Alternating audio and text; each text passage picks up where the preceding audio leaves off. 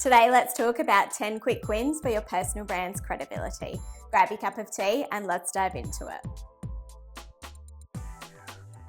When it comes to personal branding, most of the strategies that tend to work really well are about playing the long game. So you have to really hang on to those quick wins when they do arrive. Everything that I am going to talk about today are things that you can do in either a few minutes, in an hour, or even just in a day, and they will make the biggest impact on the impression that your personal brand is leaving in terms of your credibility. So let's dive into my tip number one. Tip number one is to rewrite your LinkedIn profile. It's said that over 60% of recruiters will check your LinkedIn profile or social media when they are recruiting as a part of the process. So when recruiters are going onto your LinkedIn profile, or even potential contacts or people that you want to connect with in the industry, in maybe, dream jobs that aren't even advertising yet, what do they see when they go on to your LinkedIn profile? Do they see a profile that looks outdated, that looks inactive, that looks neglected? Or do they see a profile that communicates the passion that you have for the work that you do, for your industry at large, for your profession? Does it showcase what you have to offer in the marketplace? So update your LinkedIn profile to make a great first impression for your personal brand. Tip number two is to refresh your LinkedIn profile photo.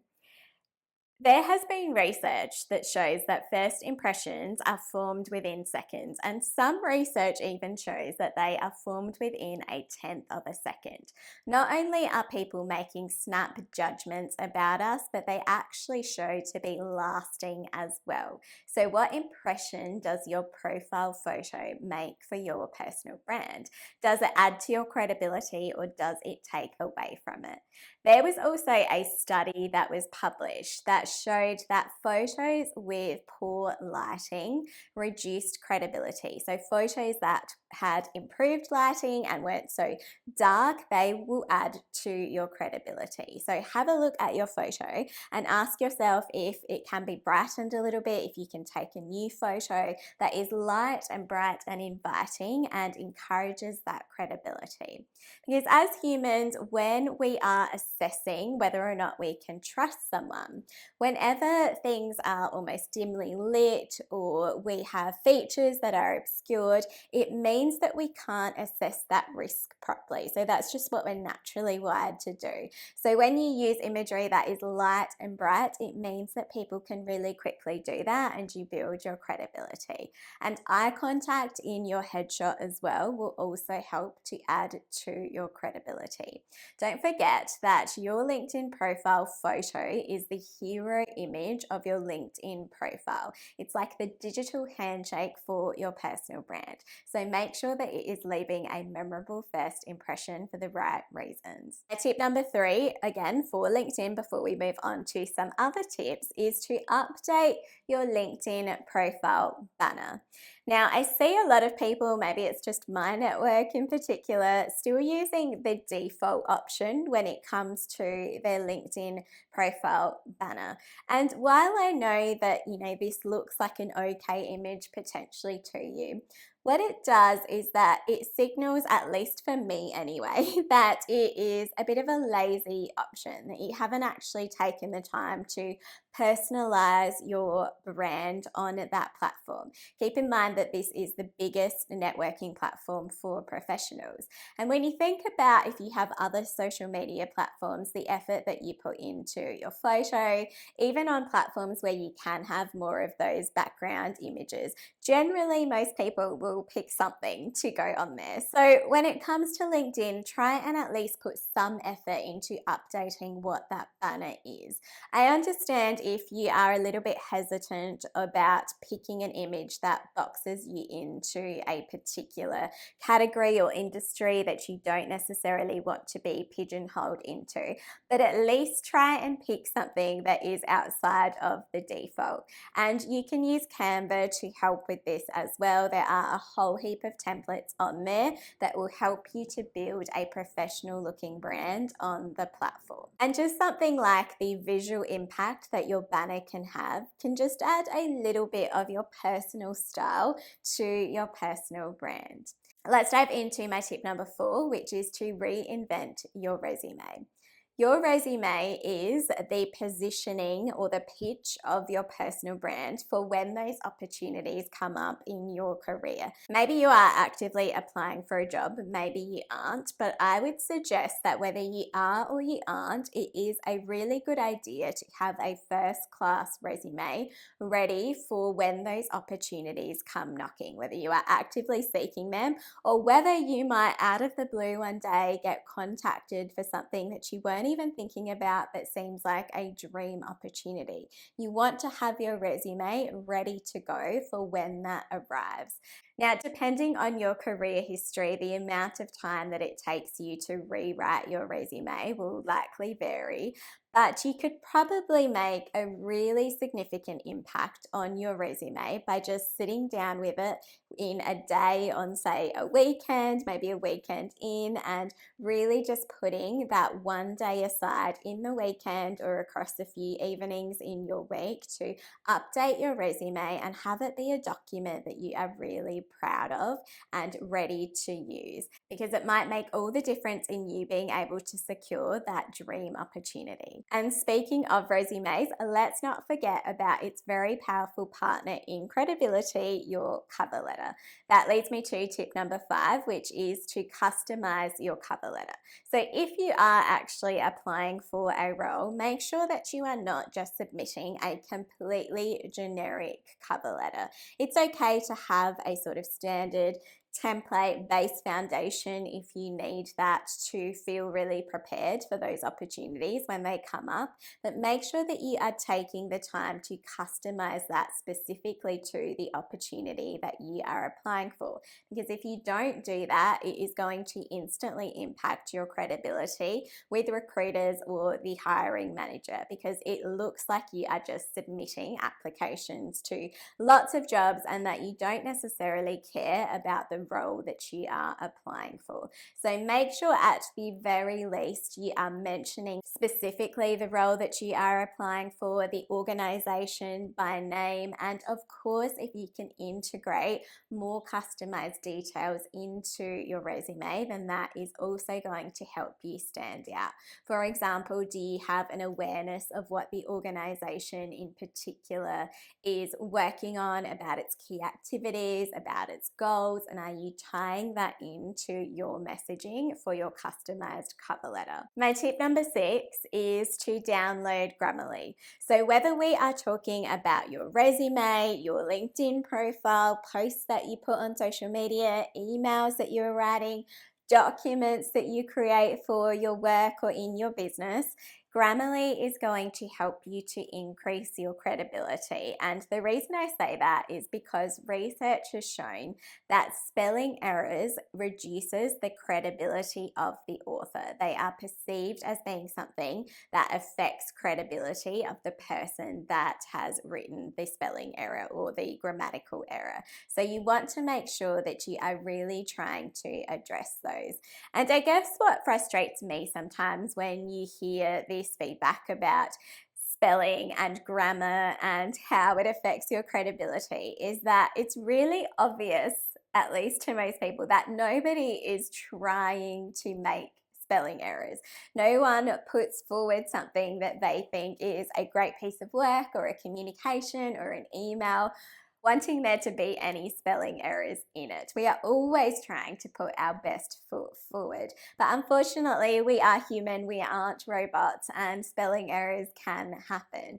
But the point is to try and put in processes in place or tools in place that are going to help you have the best chance of being able to address those errors when they potentially come up. And for me, what I've personally found, having spent my entire career writing professionally, is that Grammarly has been the most helpful for that compared to just the usual defaults that come with your Microsoft Word or your Mac Pages, for example, as well. And it's really just the way that it's set up and the interface, because if you haven't used it before, there is this little bubble that almost just sticks to your screen, and you really can see the things that you need to be checking, or at least at the very end of your process, you know that there is the areas that are highlighted in that bubble that you need to check. And I've said this on this channel before, that I just feel like there are more things that are pointed out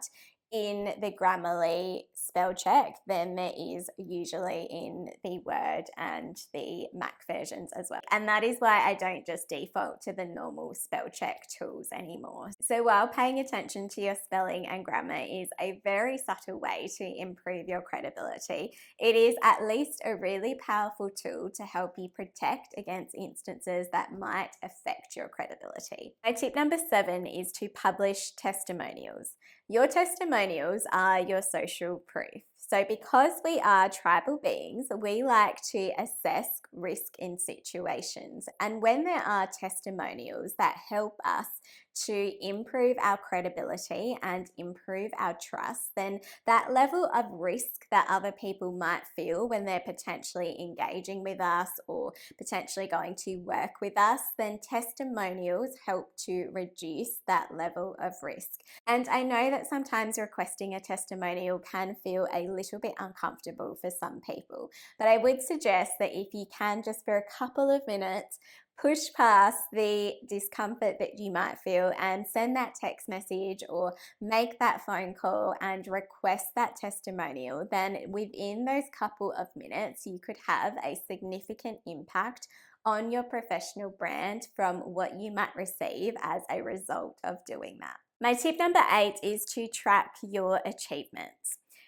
Usually, a lot of the time, we start to think more about the details of our professional achievements when it comes to rewriting our resume or updating our LinkedIn profile. And we tend to not keep track of these as we are just progressing through our normal day-to-day grind of our career. So consider if you can make it at least somewhat of a regular habit to track the achievements in your career as you go, whether you actually need to use them for anything or not, because it's just going to make the process a lot easier when it comes to you having to rewrite your resume, having to update your LinkedIn profile, or even just going to an interview where the expectation is that you are going to be able to provide really clear examples. I actually used to have a colleague when I was very young that used to always keep track of their achievements. They almost kept this working resume. And I'll admit, being young and naive and so early in my career, I actually thought that it was quite odd. I didn't see what the benefit of doing that was. But as I've progressed later in my career and from everyone that I work with in coaching and consulting, I've realized that sometimes those details can be really difficult to remember. You think they're so clear at the time, but you can start to forget what those numbers are. You can maybe lose contact with the people that might be able to assist you in that. You can potentially just not have access to any of that information anymore. So it is a really nice idea to just keep track of those numbers in particular, or those achievements as they arise. For example, did you win a really important sales pitch? Great. What was the value of that sales pitch? What was the contract that your organization was able to gain? What was the value that it brought to the business over a period of time? On the flip side, maybe you were able to find a cost saving in the organization that you work with, and that isn't just a one-off saving, that is a saving that can be applied again over a period of time. So what does that potentially look like? What did it look like when you found that saving? Maybe you ran a really great social media campaign, and what numbers can you provide to showcase the success of that campaign? Maybe you were able to get some really great media coverage in your role in media management, and you have metrics related to the media value of that cover story, for example. Make sure that you are keeping track of those details so that you can use them to really make your profiles pop in terms of your credibility, because that will help you to sell the skill set that you have in a really evidence-based way. Tip number 9 is to let a picture paint 1,000 words. It is one thing to simply talk about your skills and your capabilities and your achievements, and it's a whole other to be able to just convey that in a matter of milliseconds through really carefully curated images. And what I mean by that is just spending a little bit of time thinking about if there is an image or a few images that speak to the credibility aspect of your personal brand. So I know when it comes to personal branding, we can often think about, getting that really great profile picture or getting those really aesthetic photos that just convey your personality and your business in such a beautiful way. But I also want you to think about which photos are going to convey your credibility for your personal brand. As I've mentioned on this channel before, really obvious ones, if you have them available to you, are things like speaking engagement photos. Maybe you have been asked to be a guest presenter or a keynote speaker at a particular event. Maybe you were a part of a panel and you were on stage speaking, or you were in an intimate group.